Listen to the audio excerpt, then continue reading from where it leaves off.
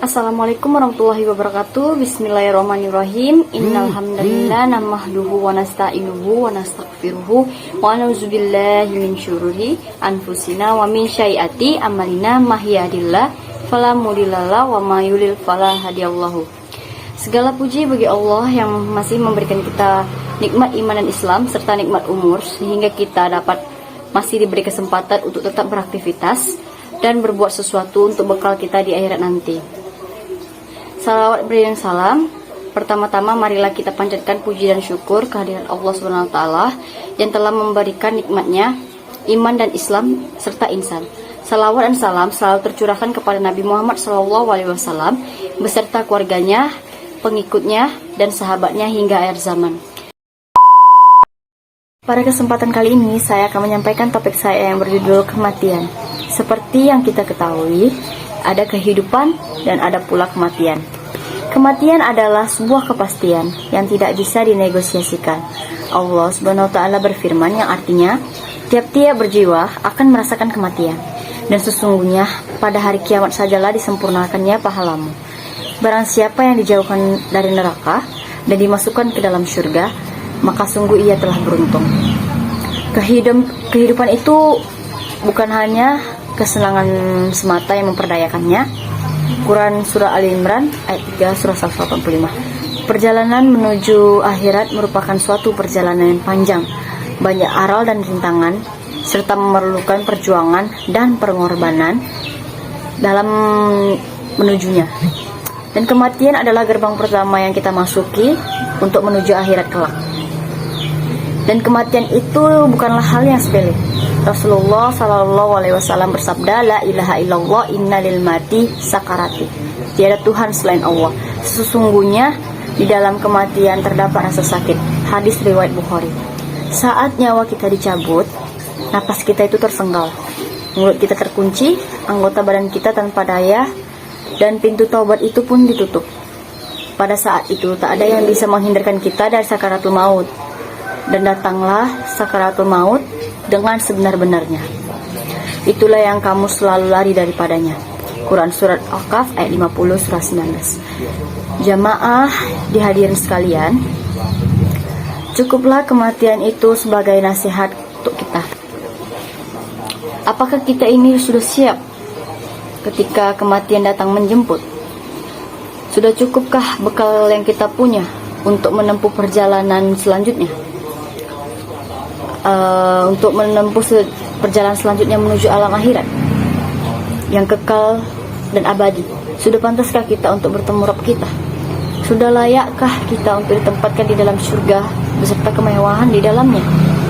Mudah-mudahannya kita termasuk semua orang yang senantiasa mempersiapkan bekal untuk menghadapi akhirat kekal nanti. Amin ya rabbal alamin. Mati dengan husnul khotimah, dengan ridho dan diridhoi Allah SWT. Hai jiwa yang tenang, kembalilah kepada Tuhanmu dengan hati yang puas, lagi diridhoinya.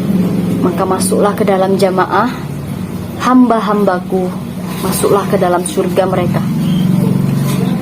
Quran Surah Al-Fajr ayat 89. Abu Hurairah pernah meriwayatkan bahwa Rasulullah SAW pernah bersabda,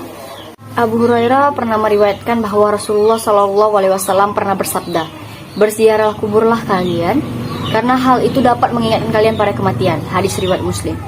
Kata kematian yang paling pertama kita ingat itu mungkin tempat peristirahatan kita yang terakhir. Menunggu sampai hari hisab tiba, di mana kita ditempatkan di rumah baru kita, sebuah lubang gelap kecil seukuran tubuh kita yang begitu sunyi tanpa teman dan penolong seorang pun. Sering kita mendengar dalam ceramah agama Islam bagaimana para ustadz mengingatkan setiap muslim untuk selalu mengingat kematian, yaitu dengan cara berzikir, bertaubat, menjauhkan diri dari hal-hal yang dilarang agama. Manfaat mengingat mati. Adapun manfaat dari mengingat kematian adalah: 1. Selalu berbuat kebaikan dan takut untuk berbuat maksiat. Menjadi rajin ibadah, tidak cinta dunia berlebihan, karena harta dan segala sesuatu yang kita cinta di dunia akhirnya akan kita tinggalkan semuanya. Dan pada saat kematian tiba, kita hanya menggunakan kain kapan. Dan bila menghadapi cobaan lebih besar dan kuat, karena tahu siksa di alam kubur dan siksa pada hari hisab nanti lebih dahsyat, bertaubat, selalu bersikap rendah hati dan tidak sombong.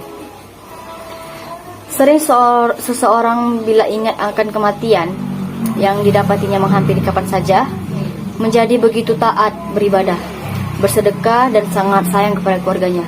Tetapi orang lebih sering lupa akan akhir hidupnya yang bisa datang kapan saja dengan mencintai dunia secara berlebihan, tetapi cintanya kepada akhirat itu hanya sedikit. Malah seolah-olah lupa bahwa kematian itu dapat menjemput kita kapan saja. Zara ibnu Abdillah meriwayatkan bahwa Nabi SAW pernah bersabda, manusia itu lebih mencintai kehidupan, padahal kematian itu lebih baik baginya. Manusia juga lebih mencintai harta yang banyak, padahal sedikit harta itu lebih sedikit hisabnya bagi dirinya. Hadis riwayat Imam Al-Bahaqi. Dalam ceramah agama Islam yang disampaikan seorang ustadz di sebuah masjid Jakarta Pusat pada bulan Ramadan lalu, beliau mengatakan bahwa pada dasarnya semua umat muslim menginginkan mati dalam keadaan husnul khotimah, dan manusia tidak mengetahui mati di hari apa, di mana, atau sedang apa, karena kematian itu adalah hal yang gaib. Sama halnya dengan kiamat, hanya Allah Subhanahu wa Ta'ala yang tahu. Yang harus diingat dalam kematian adalah kedatangannya mendadak. Bila sudah datang waktunya, tak bisa ditolak. Tetapi manusia ini bisa berusaha dalam keadaan seperti apa ia akan mati. Husnul khotimah atau su'ul khotimah. Untuk mencapai husnul khotimah ini pada saat kematian, manusia bisa melakukan amal salih yang istiqomah agar bisa istiqomah dengan memperbanyak zikrul maut, banyak mengingat mati. Su'ul khotimah. Penyebab su'ul khotimah menurut sebagian ulama ada 4 faktor, yaitu mengabaikan sholat, minum khamar, durhaka kepada orang tua, menyakiti kaum muslim. Anas radhiyallahu anhu menuturkan bahwa Nabi SAW telah bersabda, perbanyaklah mengingat kematian, karena hal itu dapat membersihkan dosa dan menjadikan zuhud di dunia. Jika kalian mengingatnya ketika kaya, ia akan menghabiskan harta itu di jalan Allah. Jika mengingatnya ketika dalam keadaan miskin, ia akan menjadi kalian ridho akan kehidupan. Setiap manusia tidak bisa lari dari kematian, meskipun dia bersembunyi di ujung bumi. Bila ajal sudah datang menjemput, pasti dia akan mati. Bila Allah menghendaki maut akan datang di mana dan kapan saja, sesuai dengan firman-Nya. Katakanlah bahwasannya kematian yang kamu lari daripadanya, maka sesungguhnya ia akan menemui kamu. Al-Jumu'ah ayat 8. Demikian pula dalam surah Al-Qaf ayat 19 Allah berfirman, dan datanglah sakaratul maut dengan sebenar-benarnya, demikianlah yang kamu tidak dapat melarikan diri daripadanya. Sebenarnya tidur yang kita jalani setiap hari amat dekat dengan kematian. Karena nyawa manusia ditahan ketika sedang tidur. Di dalam kitab suci Al-Quran, Allah berfirman dalam surah Az-Zumar, surah 39 ayat 42, Allah memegang jiwa orang ketika mati dan memegang jiwa orang yang belum mati di waktu tidurnya. Maka dia tahanlah jiwa orang yang telah dia tetapkan kematiannya, dan dia melepaskan jiwa yang lain sampai waktu yang ditentukan. Nabi Muhammad SAW menganjurkan kita untuk selalu berdoa sebelum tidur dan setelah tidur. Itu artinya kita dibimbing untuk menghadapi kematian sebelum tidur dan diajak bersyukur karena Allah menghidupkan kita dari kematian. Selalu mengingatkan kematian memang sesuatu yang seharusnya kita wajib lakukan. Karena dengan mengingat kematian, manusia enggan untuk melakukan kemaksiatan dan perbuatan yang sia-sia, apalagi sudah banyak contoh orang yang meninggal dalam keadaan sia-sia dan sesuai dengan apa yang menjadi kebiasaan, misalnya pecandu narkoba, seks bebas. Mereka meninggal dalam keadaan melakukan hal maksiat yang gak biasa mereka lakukan sehari-hari. Na'udzubillah min zalik. Semoga kita tidak termasuk dalam golongan itu. Amin ya rabbal alamin. Alhamdulillahirabbil alamin. Sekian materi hari ini, semoga bermanfaat bagi kita semua. Akhirul kalam, wassalamualaikum warahmatullahi wabarakatuh.